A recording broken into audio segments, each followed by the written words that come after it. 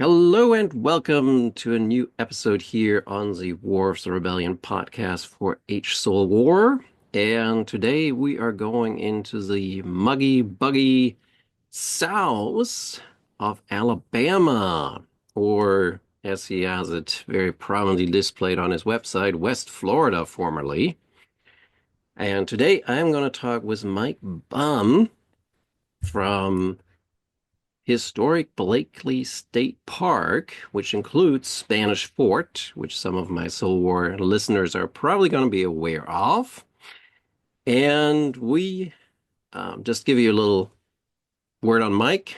He has a bachelor's from Faulkner University and then a master's in history and his higher education administration from the University of Alabama, which my advisor once called Sabin University, of all things. He also got a graduate certificate in public history from the University of West Georgia. And today we are going to talk about a place and book that I always find very interesting because having lived in the Southeast for a number of years, obviously nowadays I'm living in Europe. Uh, Mobile. I always like Mobile. Beautiful city, great seafood, great culture, kind of a miniature New Orleans in many regards. Very, very pretty place.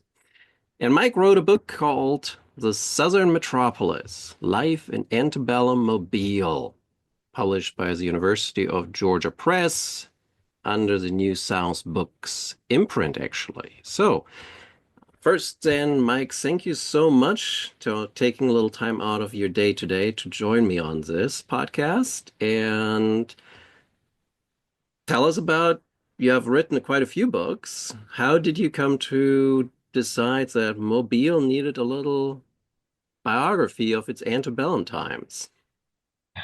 Well, thank you for having me. Appreciate the interest. Obviously, anybody who spends as much time as a writer does researching and writing is very appreciative to have people interested in what they've done. So, thank you for that.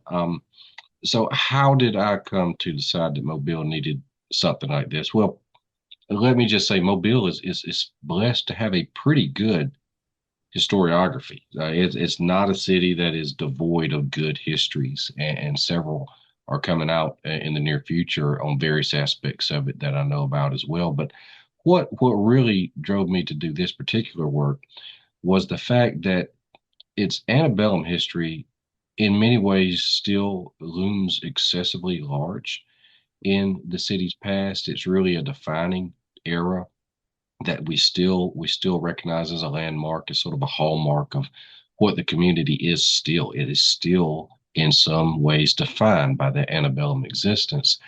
And I just didn't feel that what we had with just the basic facts, figures, a few photos of some antebellum mansions and all really gave the texture to it that I thought it could. As someone who's researched a lot of the time period and was increasingly familiar with all the people who had visited and what they were taking away from it. I just came away as I kept finding these quotes and these travel journals.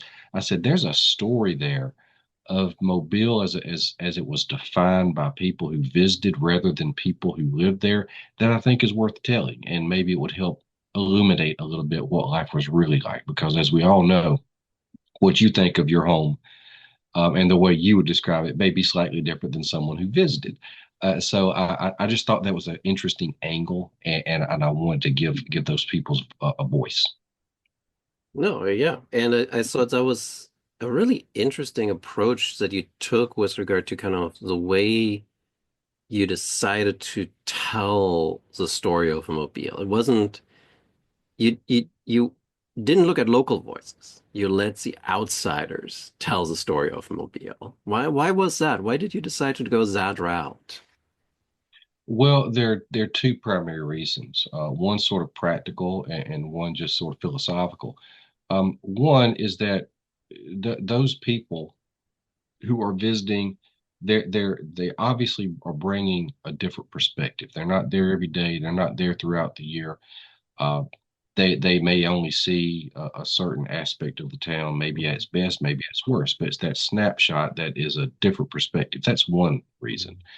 The other reason is a little bit more practical, I would say, is that a lot of the people whose accounts that I rely on, not all, but a lot, were written with an idea that they would find an audience, a public audience. So these a lot of the core part of the visitor accounts are derived from travel journals that were meant to be publicly read, that were included in publications. Some went through many reprintings. That's a whole genre of writing at the time that was extraordinarily popular. It gave people an opportunity to visit and learn about places they would otherwise not be able to do. And when you consider that, it's not just the fact that they're describing it that's important. You've got to consider that if they're writing about a place and they're visiting a series of places within a short amount of time, they're purposely going to go either way to find something that's unique, that really stands out about a place. It's easy enough to say they visited Montgomery. It's a nice city. Here's the size. I stayed in a good hotel. If they did that at every place they visited, that's pretty dull reading.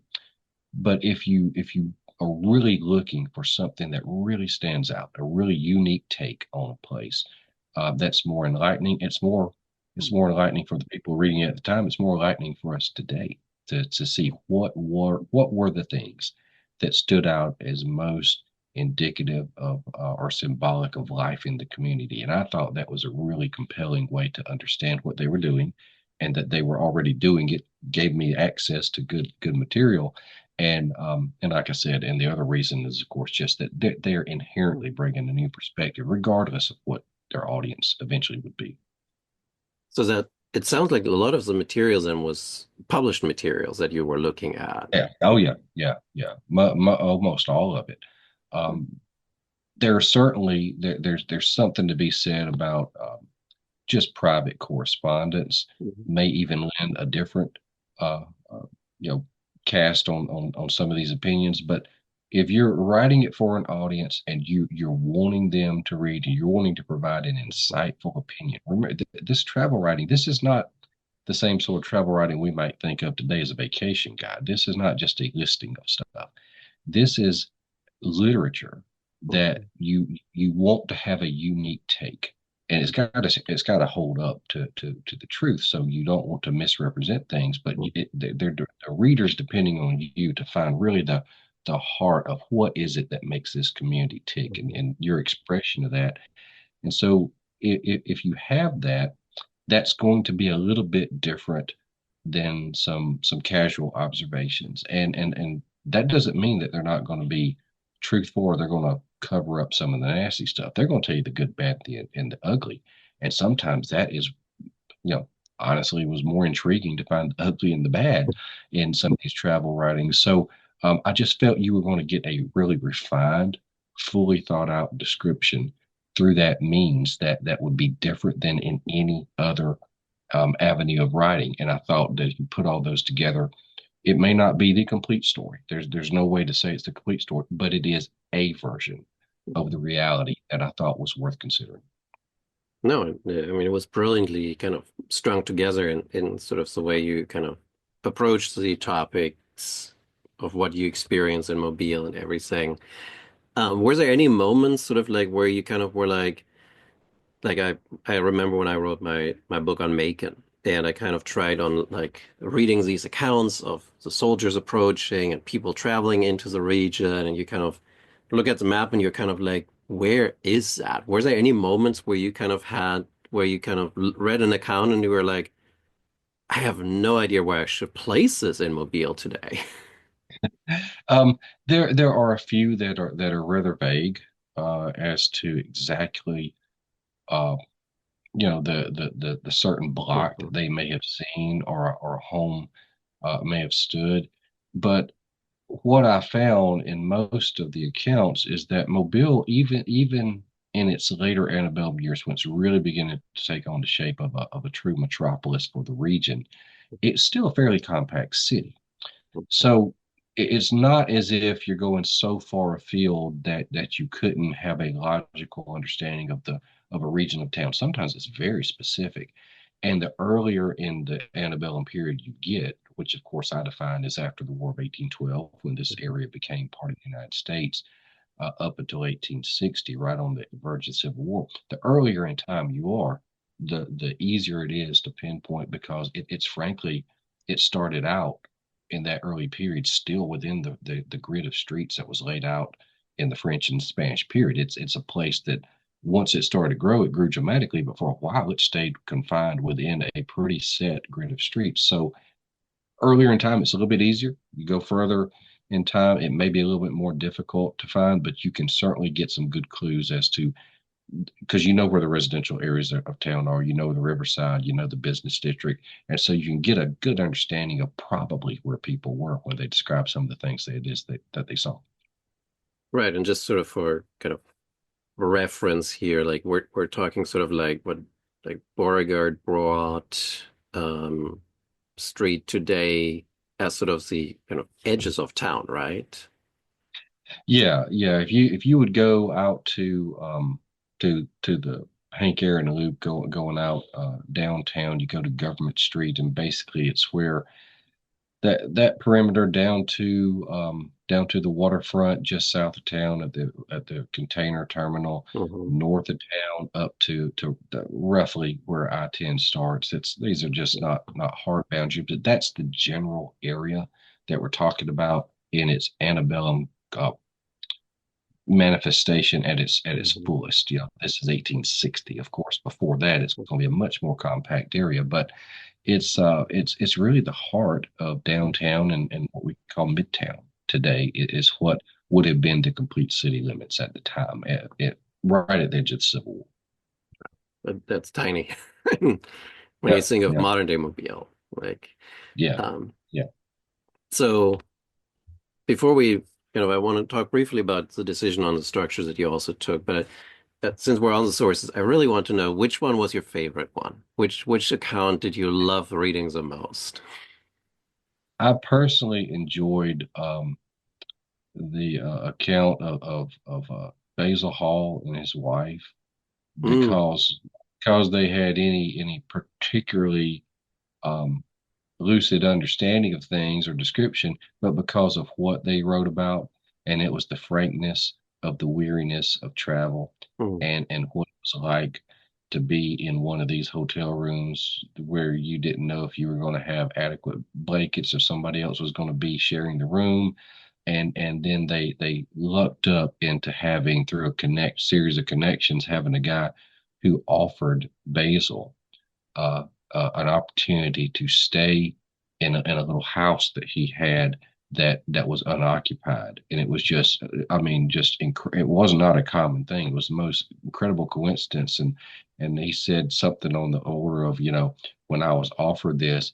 I wanted so bad to make some polite decline. He said I could not get the words out of my mouth. I had to accept it. So this was a true luxury considering the travel of the day. And so it was sort of a personal account of really what it was like behind the scenes to endure the travel that these Mm. folks did and the accommodations that they had.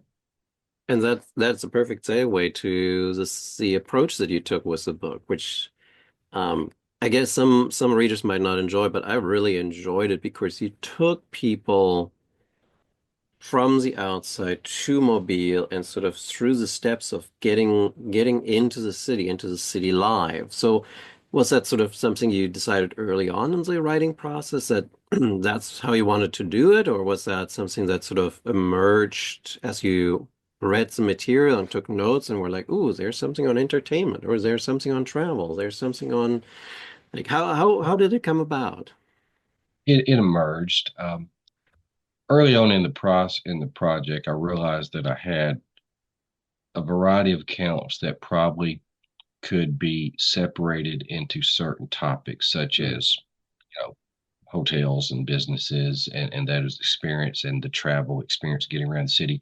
I didn't know how all that would eventually play out, but as I collected everything and put it into a whole, I rather than trying to force fit it into topics, what I did was just say, I'm just going to group all this stuff together into what seems to be the main theme. And what I was pleasantly surprised to see is that once I separated it all out, they weren't perfectly equal, but I had a pretty good grouping of things that had a similar cluster of amounts of material that would allow me to kind of divide it into some chapters that just let the visitors speak rather than me trying to fit it into anything. That doesn't always happen, as you know, as an author, but it happened in that one. And so it just so happens that one of the things that was most commented about was the just the pure act of getting to Mobile. And I had originally not thought of describing travel from New Orleans and Montgomery or wherever else these guys are doing, and that leg of the journey as a separate topic, but it emerged, and so it becomes my chapter one. It's just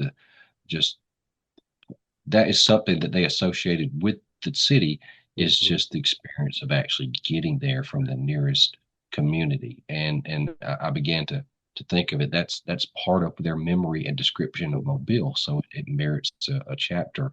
It's not they're not describing their entire journey in the South, but that final leg of the journey becomes entity unto itself. And so thankfully, it just kind of emerged organically from the material I had, and I was very, very fortunate in that it just kind of it created itself. And Did you find it surprising of how they came to Mobile, or was that like, duh, of course they would come by water? yeah, yeah, it wasn't really surprising to Mm, learn of how they got there. What was surprising was the amount of words that they mm, devoted to describing that journey. And mm, it's the human side of travel. It's almost as if you're writing a if you were asked to produce a travel narrative of a journey, from the United States over to Europe. uh, the experience of getting on the plane and going through the security and all of that, and then you get there and you're in a different time zone, and you got to just that is a part of it. mhm. That's the human part of the story before you even get into the place you're exploring. And I found that to be basically what that story communicated. It was the human side of just getting there wasn't always easy. It's Mhm. not just a, hey, I'm gonna go to Mobile. And I thought that was kind of added something that I didn't expect when I started the project. I definitely can sympathize. Like Yeah. I definitely, if you wanted the story of how I got to Europe and my first week at work, that journey would be a longer story than the first week at Yeah. work. Of course, they're like Yeah, of course. the details you remember of like, oh, my flight got delayed. I almost didn't make my connection. Oh, I had to lug my bags down an escalator in Salzburg and up again and barely missed almost missed my train. Like, like all those little details that you don't think about necessarily as interesting for others, but you find them interesting and you write about some. Like, yeah. And like the section we rode, like there were very few people that actually came by land, by stagecoach. And I could so sympathize with that because I remember this, forget who it was, but one guy that I wrote about with regard to my Macon book, and he in great detail described the stagecoach ride in the middle of the night from Milledgeville down to Macon and how arduous a journey it was. And like, Oh, fruit. yeah, right. It's like exactly what you have in your book too, of like you do not want to go on a stagecoach in the 1830s in the South. Beat you to death, and it's a slow road to get there, and the frequent mechanical malfunctions and breakdowns.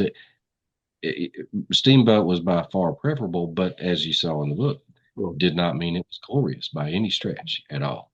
nor safe, right? Like there were definitely That's safety right. hazards Right. as well. Um, and that the parts that I didn't expect, probably in my own ignorance, was how much you also spend time on like the anchorages, like how that like you coming in by boat from the Atlantic or from the Gulf of Mexico. I'll put it in here. I'll be that guy. Let's go out of Europe. Um, and then you have to get on a small boat from your big boat to get to the city. Right? Yeah, It's yeah, like since we brought the airport thing up, right? You land in Frankfurt off your transatlantic flight. You're just wanting to get off, and what happens? You have to go down the stairs and onto a bus to take you to the airport terminal, right? Like it felt like yeah, yeah. that. There was a multi-leg journey that really I'll admit when I first moved to Mobile, I was familiar with Mobile history, but certainly not to the degree I am now. But I knew enough to know about it being a major port and all that part of its history. What I did not even realize until I really got into research was that although Mobile was a cotton port and everybody knows that, and but people still today will find it surprising that Mobile Bay is a very shallow body of Mhm. water with some serious bars that prevent navigation by ocean going vessels that draw more than 8 feet of water in a lot of its reaches, and it's only because of modern navigation or dredging that allows these ocean going ships to come in and out of the port. And at that time, that was not being done on that level, so all this international trade that was happening in Mobile, and it's a large volume. This is a major United States port at the time. This is no, this is definitely in the top five ports. Uh, Most of that is happening by these vessels they call lighters, which roamed from the port Mhm. out into the bay. Could be a distance of many miles, so it could be 10 or 15 miles. So it's a really involved process to do all that shipping, and you start realizing the labor and the time and all that it opens your eyes to this is another level of enterprise, and it's something that people talked a whole lot about when they were in Mobile. So I think those are the types of details that illuminated to me what was really like to engage in the type of trade that and the volume of trade that Mobile was engaged in. No, like just looking at the map, right? I mean, we're talking about like Mobile, and most of the major ocean-going vessels are down near Fort Morgan. That's where the big anchorage was. So it's Yeah, you're exactly. What they call the middle ground out there. That's where they would anchor, and then all the trade was ferried up and down. So you've got an entire another level of service and transport that had to be Mhm. completed to get back and forth to the port. Yeah. Um, so let's talk first impressions. So I'm gonna go to Mobile in the 1850. What's the first impression I'm gonna see? First impression, because most people are going to arrive uh, via the water. They're going to come up to the riverside port, the Mobile River. The first impression is that this is a trading community that specializes in one thing, and that is cotton. You could not escape. Cotton warehouses lined the river. Steamboats all were sitting there having cotton either put into warehouse or offloaded into lighters and taken to ocean going ships where they would load them up. Um, you've got a variety of all the companies that are involved in shipping and ensuring these cargoes of cotton are there. All the factors, the commission merchants. It's a busy scene everywhere around you, unless you visited in the middle of the summer. That was the slowest part of the year where there's not much trading going on. The rest of the year, you're going to see evidence of cotton lint all in the air. You're going to see lint hanging from the trees. You're going to see it after it rains, washed into gutters. And so you step out in the midst of this. And so the first impression is this is a place of trade Mm, above and beyond anything else. So that's your first impression, and then the built environment is going to have a few things that'll catch your eye. There's some pretty substantial antebellum structures that are still landmarks in the city today that are the height of refinement for Greek Revival architecture. mhm. But you also see a place that had mostly dirt streets in a a subtropical climate that gets a lot of rain. Mhm. Getting around the city is a little bit more difficult than you may have anticipated, and a lot of the domestic architecture is anything but refined as those antebellum mansions were, and so you end up with this hodgepodge Mhm. of a city that very much, even in the 1850s, appears a place that is in development, less than Mhm. one that is established and refined. So it's Mobile is becoming what it will eventually be in this period, rather than something that is this highly polished, refined, sophisticated place. There are pockets of that, but this is a time period in which Mobile is growing dramatically, Mhm. and that growth is uneven, and it comes with a lot of hiccups. Yeah, and it's sort of like when you think of urban planning, right? It's like, oh, we're expanding this season a little bit and build a new house, or we expand next season and build a house. And every time it's different. It's a new style, a new approach. Oh, I have no money this year. I'm going to build something cheap. It's this somewhat the organic expansion, but it's not Yes. the kind of like planned expansion. Yeah, it's definitely not the level of planned expansion that you would think of, maybe if you're familiar with modern cities that are growing. And the other thing is that this is a city that was transitioning in these decades from a primarily was always going to remain primarily wooden architecture, but you're Mhm. going to transition in the core of downtown to having brick facades for Mhm. fireproofing. And several fires raged through Mobile at this time, and we read that today, and we understand wooden buildings. There's a fire, you can understand that may have happened. You don't realize that these fires closely packed structures before you got piped water. We're talking about entire blocks of the city would just be gone, Mhm. and you immediately start rebuilding it back. So it's resilient, but also they were beginning to understand that as this place grows, we're going to have to use some different materials. And so you end up with this true hodgepodge of different styles, different techniques, and you're seeing an entire 3 or 4 block swath that may have been wiped out by the fire. And right next to it are these beautiful standing structures that are highly decorated, and so you're seeing Mhm. this growth in real time. You're seeing the city evolve, and you're losing this one architectural uh, uh, description and transitioning to another almost season by season. So it would have been the ultimate impression. Going back to the original question, would have been one of a city that's dynamic and growing, but not doing so in an orderly, planned Mhm. fashion. I would say that. Yeah. No, while you were talking, I was thinking about the Palisade fire in Los Angeles recently, right? Of like how it just burned through an entire neighborhood. And like in many ways how we forgot like how important fireproofing our homes is. Uh, Yeah.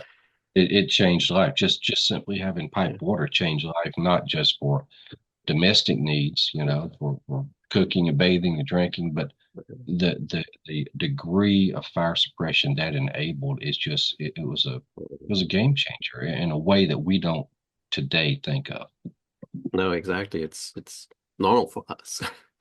And I was impressed because you have two pictures of a very collect correctly of the Battle House Hotel, which is like a Yeah, 5-story, like massive building from the looks of it. yeah, And yeah. and like it's Mobile. It's not this huge place like Baltimore or New York or Washington where you would expect that like was a Willard or something. But it's in Mobile that you have this huge hotel. Yeah, yeah. Mobile saw a lot of travelers in its trading season, and it could support and did support some hotels and structures, businesses for visitors that are out uh, of scale for a lot of cities its size at the time period, because it was the commercial outlet for a lot of most of Alabama, a little portion of Mississippi, even on to northern other neighboring states. That everybody who was going to do business, and business was then internationally, of course, done by boat exclusively. It became a place a lot of people had to come through, and so Mobile has always had a little bit of a different cast as a tourist city in some regards than its neighboring communities, especially in Alabama. So yeah, the fact that it could have hotels like the Battle House and others, it's not just it had one or two, that it had several of these, and some were pretty big. Just speaks to what it was at the time. Hmm. No, and you mentioned already that it is a it's a seasonal town, which is kind of Yeah. a bit of a like, huh? How do you have a seasonal seaport of major proportions? Um, so how seasonal are we talking about? What lengths of time are you usually in Mobile? The folks who had the ability and the wherewithal to leave when it got hot and hurricane season is really getting underway, left, and there would be a good portion of the city of the population that would basically be gone by May, Hmm. and not return until October. And so the warm months, the hot months, that's when the cotton crop is all collected in the winter and to early and the late fall.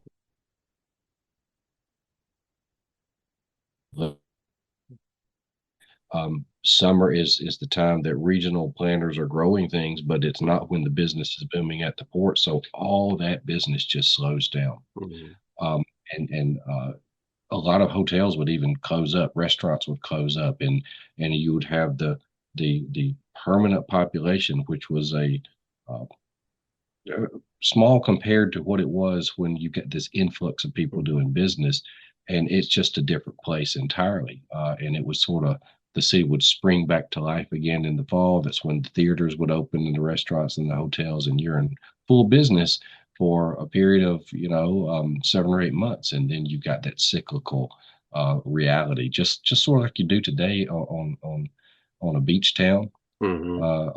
on the Gulf, even Gulf Shores in the winter will slow down, and it's not the same as it is the rest of the year when people are coming to the beach. So it was the same thing in Mobile. Yeah. No, I'm living in seasonal areas. There's a lot of our beach communities that are in this now starting up, and we have the shops open again on Sundays.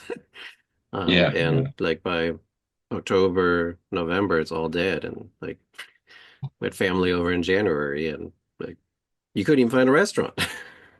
Yeah, It just, yeah, like it exactly like seasonal environments still have that, unfortunately, for those who visit outside the season.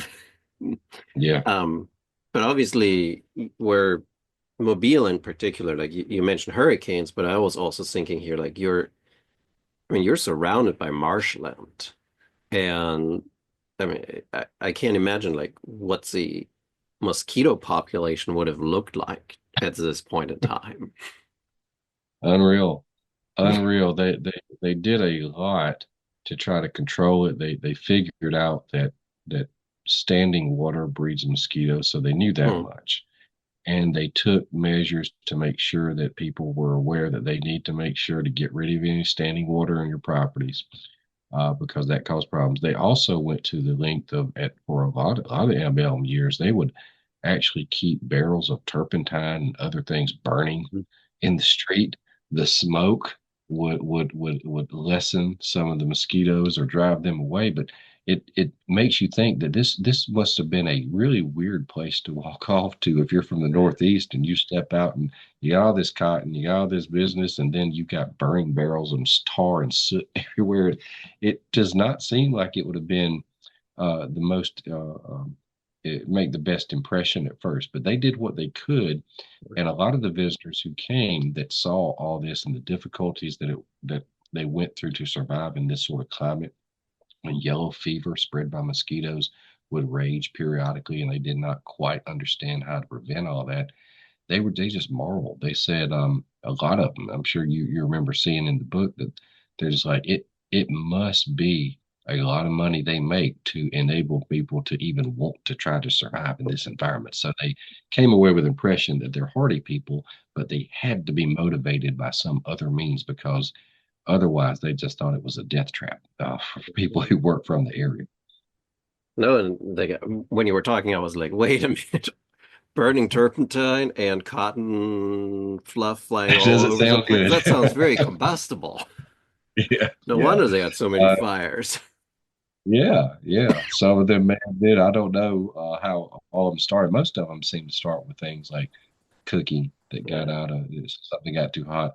But it was it would have been a unique place that to people from the outside who were not familiar with that sort of environment must have thought was incredibly foreign, just incredibly exotic, I would think. Mhm.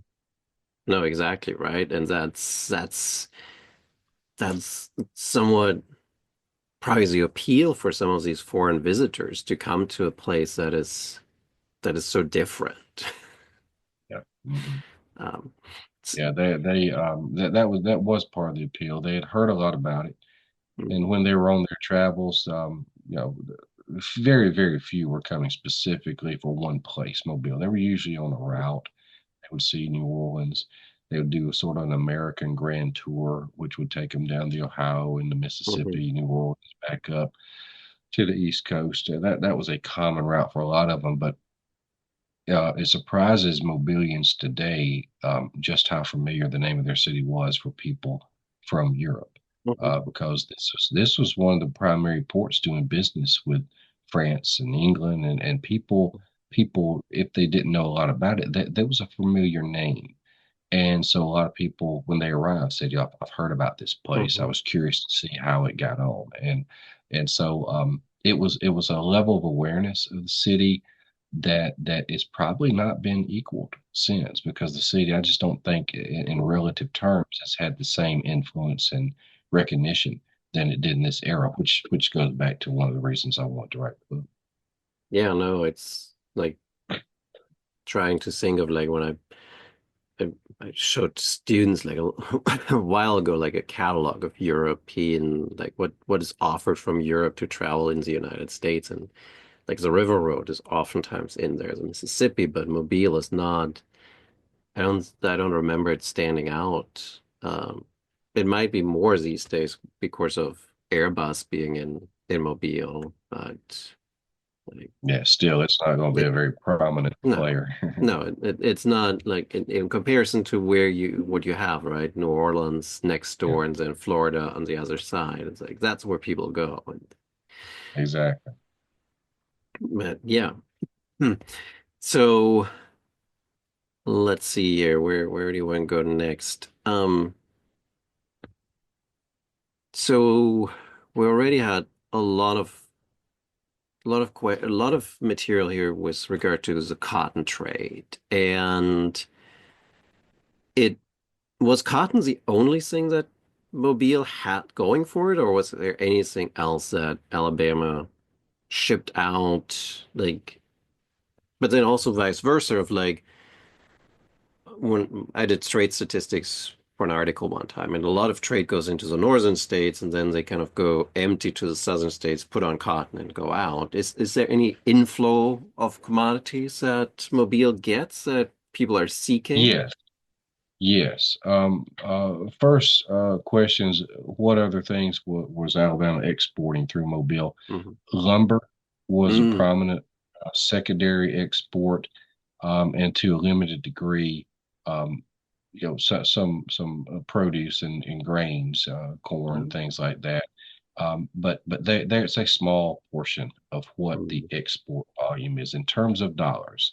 Mm. There are years in which the export trade at Mobile would be as much as 95 or more percent cotton. Now, that doesn't mean it's 95% of the total tonnage, but it's 95% of the value. It was a market dominated by cotton production for export. Now, for import, those a lot of those ships are some are coming and doing this trade and arriving empty, and that's what they're going to go back to Europe with. But some were bringing in, a good many were bringing in things like furniture, Mm. their clothing, Mm. housewares, tools, things that are manufactured either in the Northeast or in Europe that they are importing, and the people who are doing that trade are then, that is how that trade works.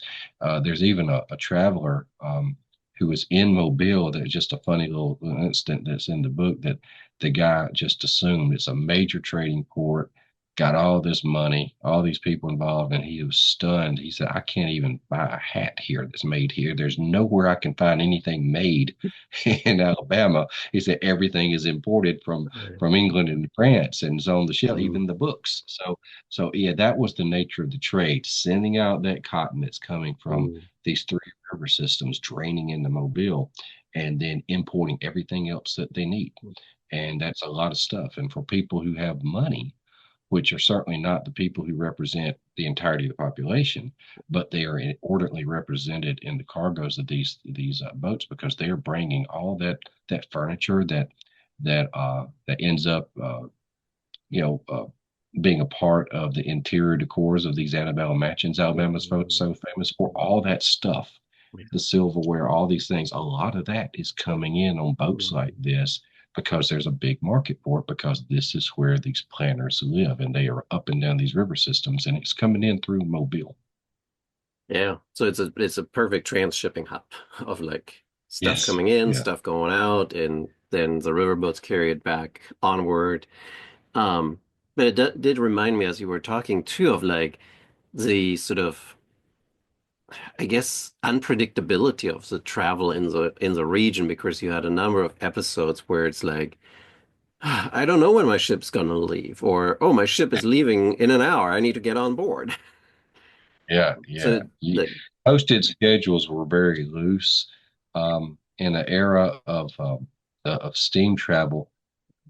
As in any era, you got travel delays today, despite how regulated we have everything. So you can imagine an accident with a steamboat boiler or something that wouldn't fire up or a repair that needs to be made. There's not a real good way of letting people know that who are waiting for it the next day that we're going to be delayed by a day or two.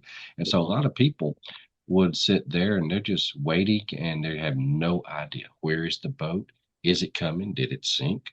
And so there's a level of unpredictability and frustration that I don't think the modern traveler can quite comprehend. We get frustrated if our flights are delayed for a little bit. You can imagine if you didn't know if the flight was getting there at all. So this is what these guys are dealing with. sounds like an Amtrak or a Greyhound experience. Yeah, pretty much. Yeah. Um, but the other part too that I kind of think we should talk about with regard to sort of like what's city life like is that this is a very transient population you have. They're just Yeah. coming there for a couple of months, 6, 7 months, a year, and then they're gone. So they're not owning properties, they're just renting rooms for short amounts of time. Yeah. Yeah. You've got a lot of transient guests, and you also have that leads into the fact that you've got the most diverse population in the state of Alabama by every description. I mean, any way you want to take that phrase, um, Mobile is a place of business, and it drew people who there's really no other reason for some of them to come to Alabama at the time. They're coming to be involved in the trade, and so you end up with the largest population of foreign-born residents, the largest population of free blacks. Um, all these groups that are represented in Mobile that are not as prominent part of the state elsewhere. It's all because of that trade and the Mm, opportunities that allow for employment in that trade. And when you throw in that it's obviously a seaport, you're really getting a lot of mhm, transients that are coming in for short periods of times and going. So you've got an entirely different sort of economic structure mhm. in Mobile than you do in a lot of its peer cities in interior Alabama. It's always been a little bit different. And in this era specifically, it was very different than the rest of the state. Oh, so there's Mobile and there's Alabama. Yeah, that's right. Yeah, yeah, certainly, certainly true. So that would also have meant that most people wouldn't have brought their families with them. Yeah, the there was a a period of time in which you get this representation that's not really uh, in proportion to their numbers in the reality. But a lot of these planners that would descend on Mobile from way upriver, who are Mm, they would make an annual trip to Mobile because they're selling their cotton crop and hmm they're negotiating this rates and they're getting insurance, and hmm they would turn it into just a week of a mm little business, a bit of fun, and they would bring families and they would stay in the mm hotels and they would frequent restaurants. Yeah. And so you get this perception if you were passing through that it would look as if a lot of people in Mobile had money and that you would think that there's this level of wealth, but the truth is Mhm. concentrated in very small number of people who are there specifically for a short time during the trading season. So there Mhm. is a little bit of a misrepresentation on some of that, but that's part of the economy is that the people who had the wherewithal and the money and the need to be there, it was an annual trip and they would stay sometimes say for weeks. And then you've got a group of people who would keep two homes and they would keep one in Mobile and one out in the country or somewhere else. And so it's it's it's not as much of a rooted, stable population that the visitors are seeing. And trying to understand that through their eyes gives a certain dimension to what the city looked and felt like that I don't think that the residents would have automatically recognized because they would be able to walk around and see who's here temporarily, who are the snowbirds who are coming south and all this. But if you're passing through, you may not know the backstory as much. Right. It's not like when you go to like Yuma or um, Southern California or Arizona, where it's like literally people have like their campers or mobile homes set up as their snowbirds. It's Yeah. not that Mhm. obvious. No, no, definitely not. Uh, Jeez, that would be funny. Your first trailer park. Yeah, be interesting Uh, to see some travel writing on places like that. If these guys could understand that dynamic and write it from that perspective. yeah, it's But as yeah. it was, they did pick up on a lot Mm, of what was going on, and I thought that was an aspect that I just don't think that you would read a lot about from the local perspective. I don't mm, think that's the way they necessarily describe their city. And so mm. I thought it was really intriguing to have them kind of walk the streets with you and tell you Yeah, what they saw. yeah, no, exactly. So since you're mentioning that they're coming here for sort of a vacation, quote unquote vacation with their families, what amusement, what kind of things can we do in Mobile? Well, it depends on sort of how much you want to make public and versus private, because it's not a destination like we would call it a family friendly vacation.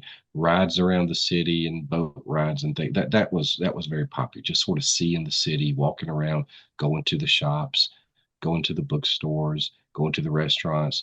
But where the real money was made, real entertainment districts, so to speak, with a lot of the sailors and a whole lot more of the gentry than probably wanted to admit it. Mobile had quite a concentration of taverns, brothels, gambling institutions. That again, I don't think many of the locals are really going to define their city by those institutions. But for people from the outside, this was a place where that was Mhm. found. And there's nowhere else in Alabama that has that proliferation. And part of a vacation down here and tending the business may involve a few evenings out and things like that. And so that was a part of the Mobile experience that um, these travelers were keen to note how that was different than a lot of other places in the South they had visited. Well, yeah, and it's a port city, right? That like I mean, everything you say is like look at any port city in the world. That's what you're gonna That's get, right. right? Like when your sailor comes off the boat after 3 months on the ocean, they're seeking entertainment. Yeah. Um, And they just got paid, yeah. and so they're looking to spend a little bit of that money. And Mobile had the facilities and the wherewithal to do that, which made it. If you imagine you're the traveler who's been coming down the old Federal Road or Mhm. something that's coming through the South, and you've gone through Macon, Georgia, and Mhm. Columbus, Georgia, and Montgomery, Alabama. Mobile is a different place in every Mhm. possible way. Yeah. Yeah, definitely. Like, I mean, if you're coming, like maybe Natchez would be similar in nature, right? With under the hill, Yeah, on a but smaller scale. And the other thing that since we're talking about other amusements, so to speak, is people were very fond of going out to where you could get some of the best views of the bay, scenic hmm bay. There was a bay shell road, a scenic road that you could take out to enjoy the bay breeze. That was very, very popular.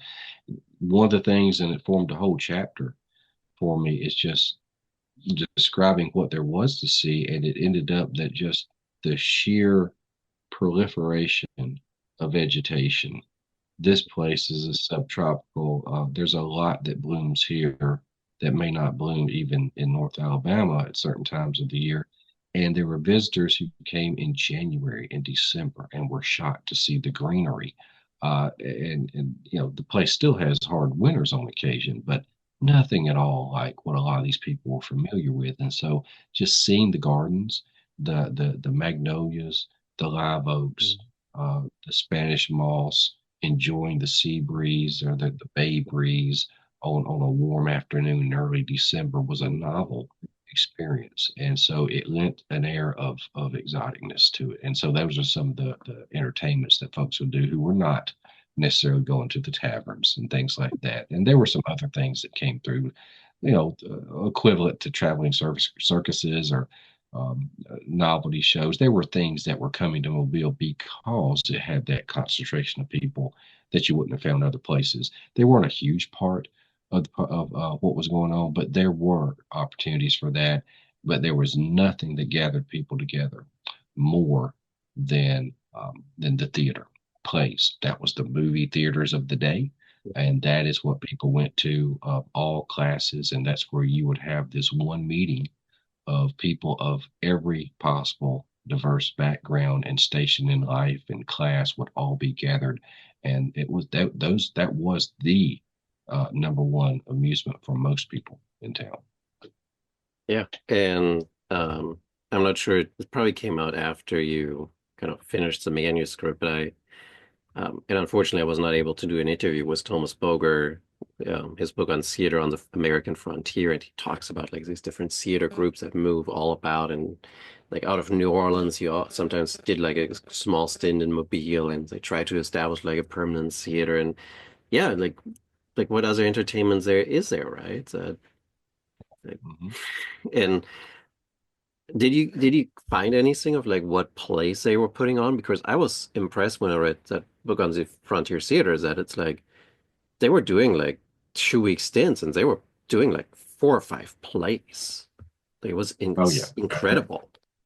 they would do a pretty good variety of things. There were several, and I didn't specifically look into this, but just anecdotally, I know that they were doing a lot of American plays that writers were coming out with, things that we don't aren't even familiar with today, but they would cast them just because they want something else to do.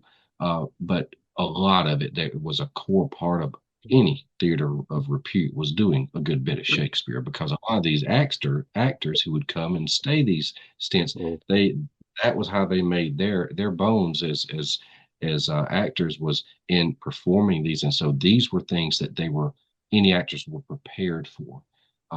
So that you got a real combination of really the most highbrow recognized standards in Shakespeare, and then a lot of just recently written things that were short comedies, things that we don't even remember today, but they were doing everything, all ages, all ranges and extremes of what they thought would entertain people and bring in a few bucks. mm. Right. Yeah, yeah. And it's like what else, like as I said earlier, right? What else is there? Because I don't think was there a court in Mobile? What? Was there a court in Mobile? Like, because I remember sometimes in the antebellum times, people loved to go to the courts and see like court hearings and court judgments because it was sort of the Well, entertainment when you yeah, didn't have theater. Yeah, that there was, but that was not something that the folks that I'm talking about Mm, would have been very familiar with. Would I mean right. some of the locals may have. Um, there was a very, but since you mentioned that, it struck my mind that for a brief period of time in Mobile, um, Madame Octavia Lavert, who became Mm, synonymous with the city. There's books about her for a little period of time. This lady who knew, uh, you know, um, Edgar Allan Poe and famous political figures and family had traveled around, had made contacts across the world.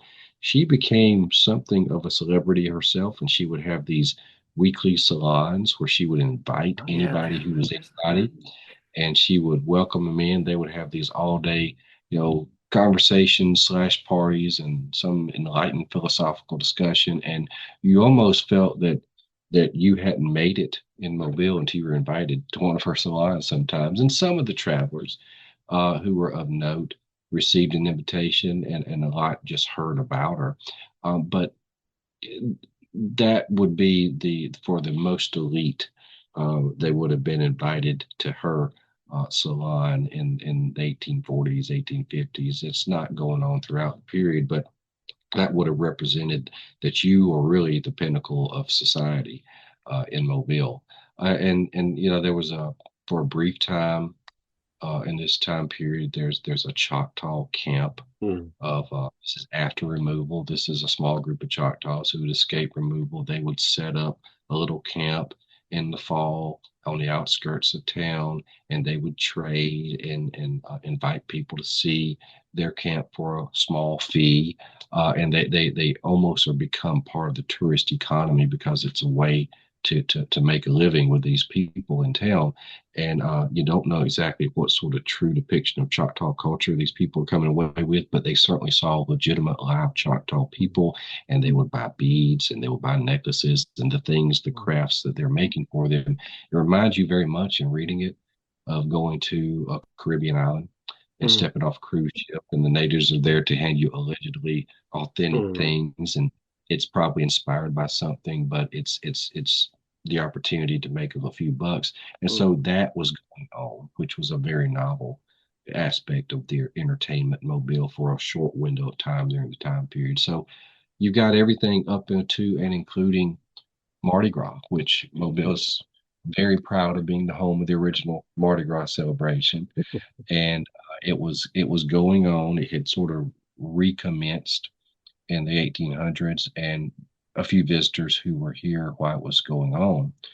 And at that time, the biggest parades were held at New Year's. Mm. Um, Oh. they actually commented on that. There's some description of that. That's not something that everybody saw, and it was something that was beginning to take on the form we know today. It was certainly not as developed then. But anyway, that was for a small group of people got to witness a little bit of that. So you've got a huge range of things to amuse yourself with, but they're not always going on at the same time. Well, you already took two questions that I had in mind for in there. Like, that Mardi Gras is really interesting, and wow, I did not. It's kind of sad when they didn't write more. When you kind of were like, "Oh, I would like to know more about this now." Yeah, yeah. It almost some of these topics deserve their own history, and there it's certainly opportunities for future research. But I I put together all the ones that I could find and just let them speak on things that they decided to speak on. And just the fact that they touched on all of them is just sort of intriguing. But boy, there's a whole lot more that we could be said about some of these topics that they discussed.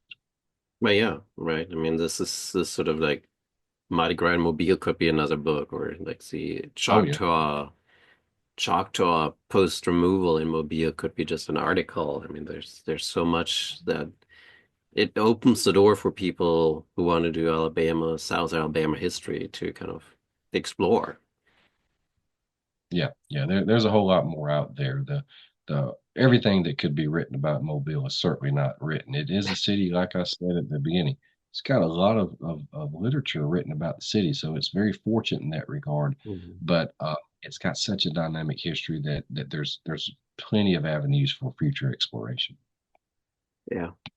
Um, since you do have a meeting coming up here in about 20 minutes, I do want to briefly at least talk about something that I think is that I saw was very brilliant in many ways because of the audience that you're aiming for with your book. At least I assume you're aiming for with your book. And that was sort of like how can I find this antebellum mobile today in Mobile? Yeah, yeah. I really wanted to have some component of the book help you explore on your own and discover what you could of what's left, because that's what interests me most as a Mhm. historian. I mean, everybody has certain things that drive them, and for me, historic sites drive me more than anything else. That's Hmm. just a personal interest, where things happen, where things stood, or where something still stands.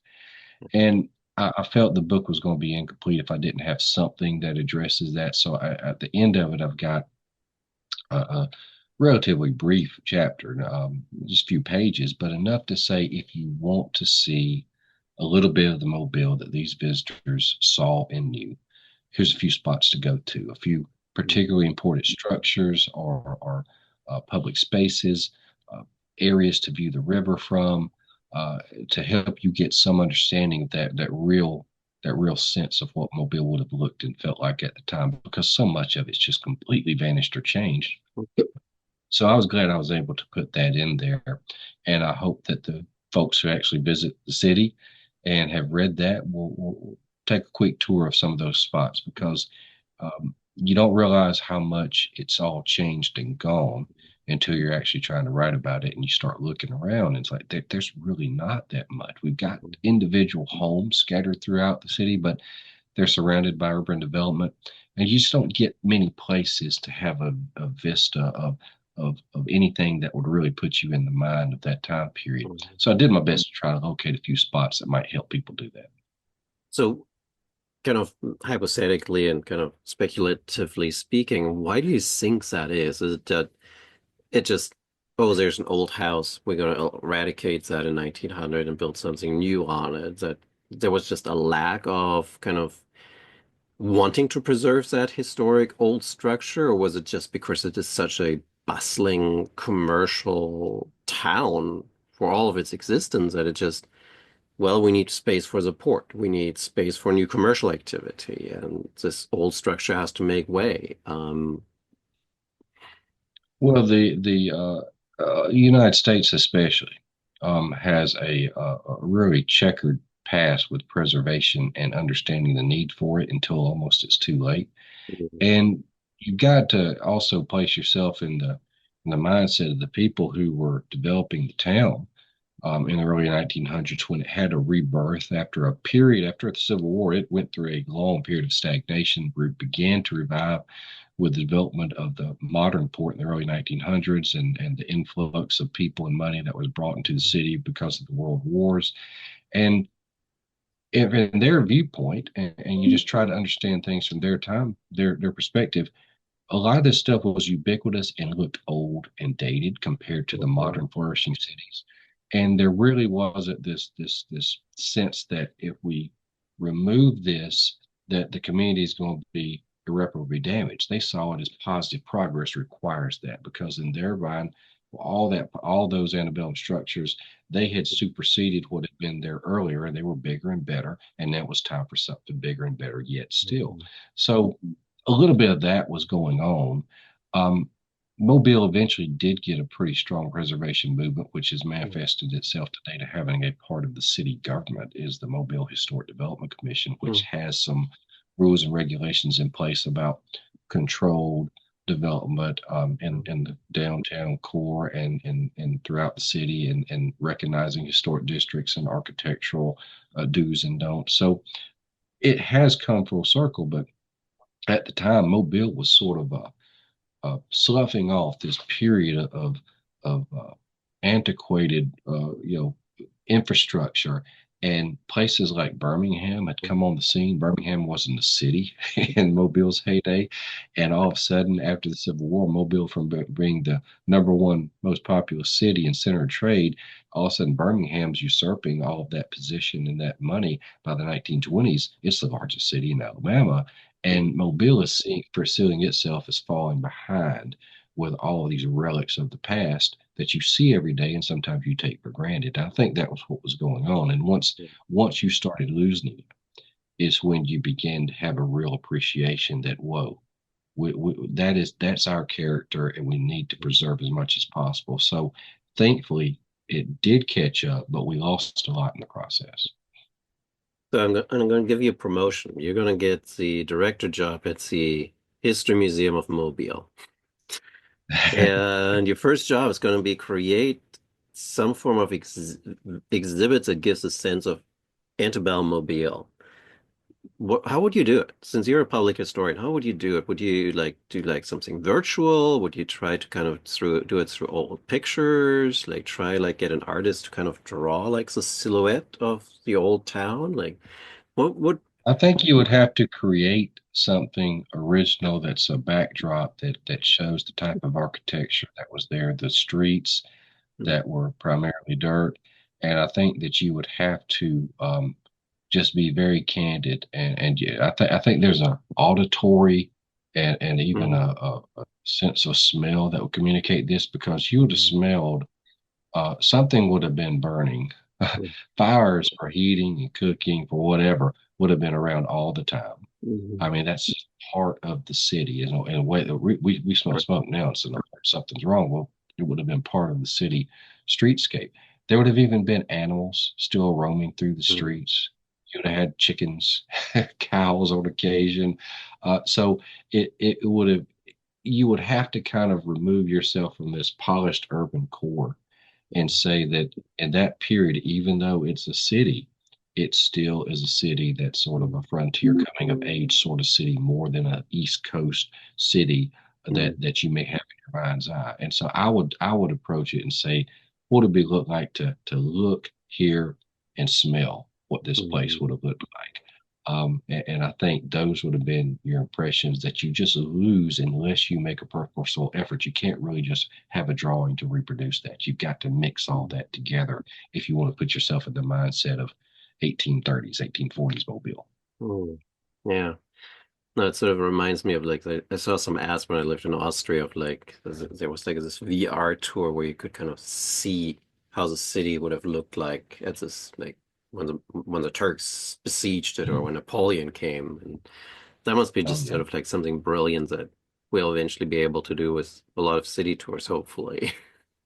Yeah, yeah. Hopefully we can. Until then, we have to rely on our mind's eye Yeah. to appreciate it, and you just have to set aside what you think you know, and kind of be open to understanding how different it really was. Right. Yeah. Um, Now since you work at a site that is related to the American Civil War, why did you end with sort of the American Civil War period? Well, I've written this is the second book of visitor travelers accounts that I've actually written. I wrote one about Columbus, Georgia, which was my hometown, and in both of them, I've come to understand and I've written about the Civil War as well. But I really do think that once you get to the war years, that's an experience unto itself. That's everything that you thought you knew is suddenly changed because you have a war that's going to determine the future trajectory of the city and the country. And people are dying, and the economy is radically uprooted, and people's attention turns to things that they never thought they would have to deal with, such as where we're going to put fortifications to defend the place. I mean, you've got the real threat of armies in your communities. That is a different topic. That's a story unto itself that I don't think lumping it to the antebellum era necessarily allows for a continuity of understanding because everything got turned upside down and changed so radically that the physical infrastructure is there. There's Mhm. an attempt to carry on daily life, but Right. when you're dealing with everything from shortages of coffee and to fabric to salt, Mm, um, it's a different place, and I think that those war years, in my opinion, deserve their own entity because that's an experience that was not the equal mm, before or after, and so that's why I decided to end it with the war and truly make it an antebellum before the war right. a book and topic because everything had so radically changed by the time you get to secession. Yeah. Awesome. So I think we should stop here so you have a little bit time to get ready for your next meeting. But it was a great pleasure, Mike, to talk to you about Mobile today. Now I kind of want to come back and see it with that list of sites that you have in the back to kind of explore the city a little bit more again. Well, thank you. Hope you'll be able to do that. And I look forward to reading your books. Now you've got some stuff on Macon, Georgia. Yeah. Um, There you and go. Yeah, should still and be that's a available. state I'm familiar with, so look forward to seeing them. Yeah, great. It's well that way. There it is. Civil War Battles of There you Macon. go. Civil War Macon. Yeah, Sort of hiding behind my shoulders currently still. yeah. I need to. I always think about it. I should put it somewhere else, but I forget. But yes, thank you so much for joining me today, and for my listeners here. This was a book um, by Mike Bunn, and it's the Southern Metropolis: Life in Antebellum Mobile, which is a look at Mobile from sort of different accounts of travelers coming through the city. So thank you so much. Thank you for having me.